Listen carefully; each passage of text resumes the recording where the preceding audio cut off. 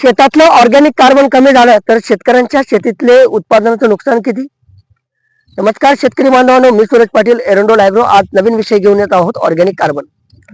Organic carbon म्हणजे हा जमिनीचा श्वास, आणि तो श्वासच आपण मारला गेला, दाबला गेला तर जमिनीतलं उत्पादन खूप कमी होते आणि जमिनीचे आरोग्य येते धोक्याचे.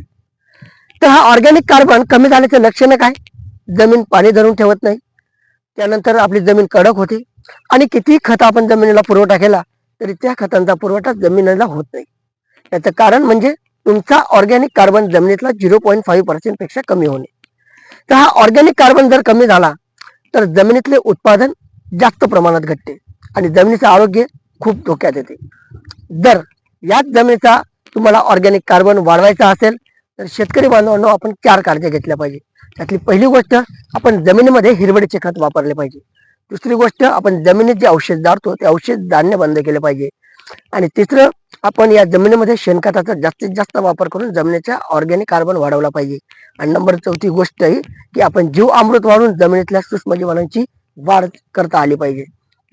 शेतकरी बांधवांनो, जर तुम्हाला ही ऑर्गॅनिक कार्बन तपासायचं असेल तर आजच एरंडोल ॲग्रोच्या माती परीक्षण शाळेला भेट द्या.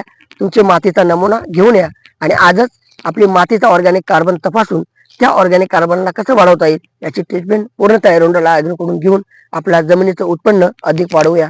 धन्यवाद.